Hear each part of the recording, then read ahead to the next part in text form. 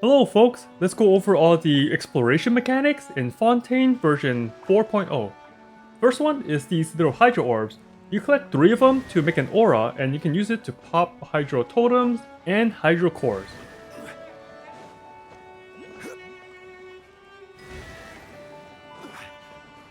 But you don't actually need all 3.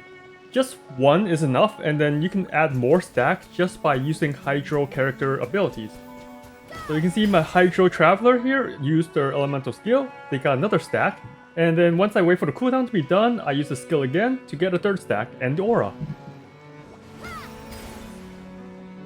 To make it even sweeter, you don't need a Hydro character, you just need water. Once you get 1 orb, you can just touch water and eventually you get 2 and 3 to create the aura. And speaking of the aura, here's another thing that it activates, these Hydro Cores. And this here is a puzzle for a lake in Beryl. You can click the top right for a detailed guide on this Beryl lake. It gives you 4 chests and a couple achievements.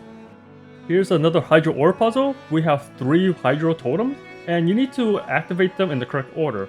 Go to the one with 1 orb, and use your Hydro skills to activate it. Then go to the 2 orb one, and the 3 orb one. We're just counting up, and the number of orbs are the hint for the totem activation. Finishing this also unlocks a travel up the mountain, and it leads to our next puzzle or exploration. There's these blue and orange stones, and if you hit them, you toggle them between one color and another, and it will change the effects around it. Toggling this gave me a wind current to glide on to the next, and then I hit it again to toggle the next wind current, and we just keep doing this until we reach a treasure chest.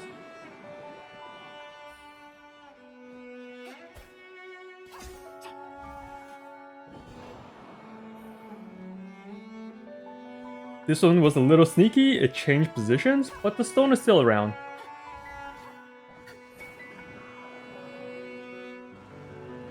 Here's another version of this blue and orange stone, and you just gotta keep shooting it and take the alternating pathways that light up.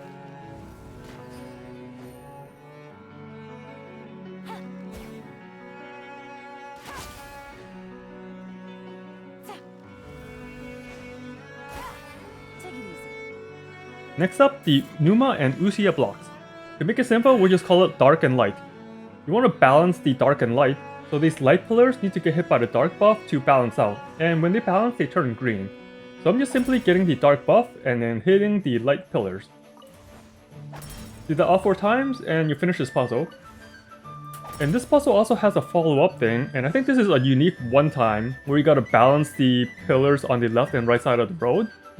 So we'll just grab the extra one on the right side and move it left, and that's it. So those were the light and dark stones on the ground. There's ones in the air as well. This one's the light one in the air, and these all have like a little vacuum suction thing underneath it. Hit it with the opposite color and it will spawn enemies. It will also change color.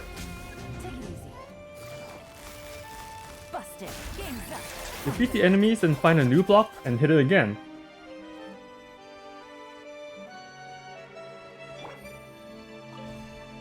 It will spawn more enemies again, but you gotta keep doing this back and forth to balance it, and it will eventually become stable and give you a chest. Usually it requires 3 hits because 3 is the magic number in video games.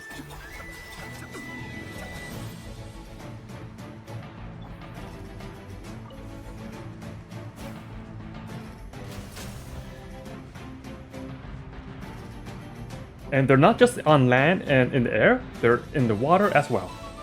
This one has an additional twist where you have to hit them in the correct order. You see me using a dark block on the light pillar, but nothing happened. That's because I was doing it in the wrong order. I have to do the 2 dark pillars first, and then the 2 light ones moving away from the chest.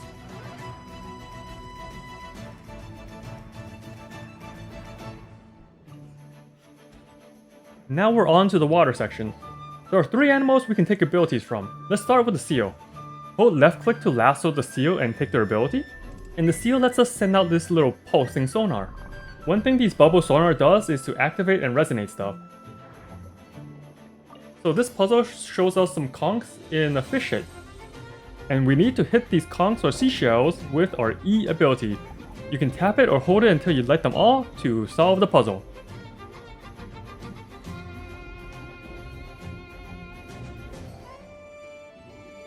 And there's also a seal underwater mini-boss.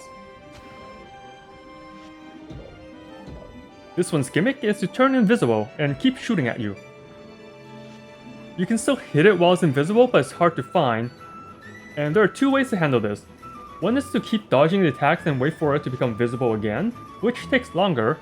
The other more risky way is to hit it while it's invisible, and that can be hard because obviously it's invisible.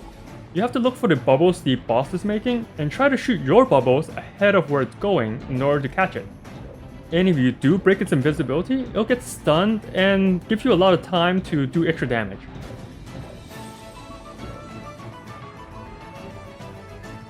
This mechanic is not exactly related to the seal, but it's about echoing Conch. So sometimes you find these and you activate it, it'll send a pulse nearby and it'll make things that you can interact with glow and pulsate. This one revealed a light block, and there's one of the light-dark puzzles nearby. It's the one where you gotta keep alternating colors and defeat enemies. After defeating the first wave, I go and activate the echoing Conch again, and I get 3 more spots. I go and explore them and dig them to find the dark block in the last one. And I'll hit the floating puzzle with the opposite color to balance it and get my chest. And here's another variation with the echoing Conch. This one shows me the order I need to light the 3 pillars. It's the one on the bottom right, then middle, then the left. So I go ahead and take the dark buff and hit the 3 pillars in that order to get my chest. On to the next buff. This time, it's a crab. The crab buff gives us a nice shield that protects us from attacks. If you hold the elemental skill and wait to get hit, your counterattack will be buffed. You can use that to break these shooting barnacles. Another thing the crab buff can do is to break the blue rocks. Just go near it and shoot it, they are pretty weak. And here's the yellow rock again. I'm gonna shoot it without blocking, and you can see it doesn't break it. But if I hold the elemental skill, wait for the hit to absorb, and then shoot it, it does break. And sometimes you'll see the rocks without a crab buff nearby, but you'll see bombs with it, so all you have to do is hit the bombs to blow it up.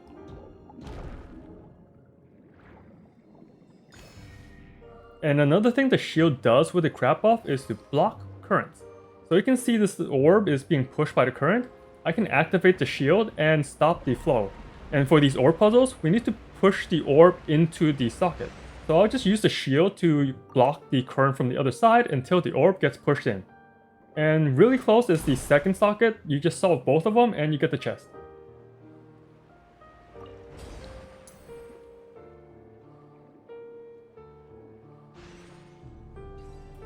Our last animal buff is the Manta Ray.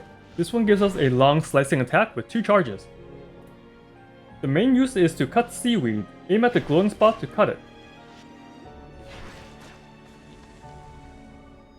But sometimes there are seaweeds that have multiple glowing spots and you need to cut all of them at the same time, so align yourself correctly to get the perfect cut.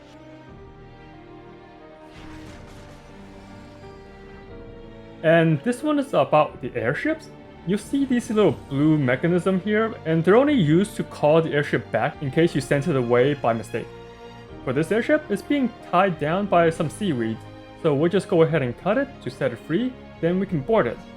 Other type of airships usually have a couple enemies defending it, and you clear those by defeating the enemies. To start the airship, balance out the color and stay on for the ride. The airships do take a while, but you should always stay on it to get to the destination, since you always get a chest and maybe some other goodies such as a Hydroculus. It's also tied to an achievement. And here's the start for the next mechanic, these little checkpoint things. You just need to go through the checkpoints as they spawn to solve the puzzle. And in case you're curious, this airship is located on the north side of Fontaine. At least the north side for now until more unlocks. And here's another checkpoint puzzle. This one has a lot more than 2, but it's a similar idea. You touch one checkpoint, another one spawns, you touch that one, and so on, until you eventually get to the end and get your chest. And here's something that you can see on land. It's a weird sigil pattern, and all you need to do is defeat the enemies and defend the crystal. It's kind of like the Spiral Abyss floor 11 where you defend the pillar. This time you need to defend multiple crystals from the enemies.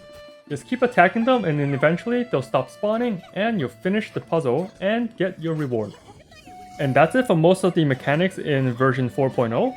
There's a lot to explore both above ground and underwater. Thanks for watching, hope this video helps, and as always, have fun out there, traveler.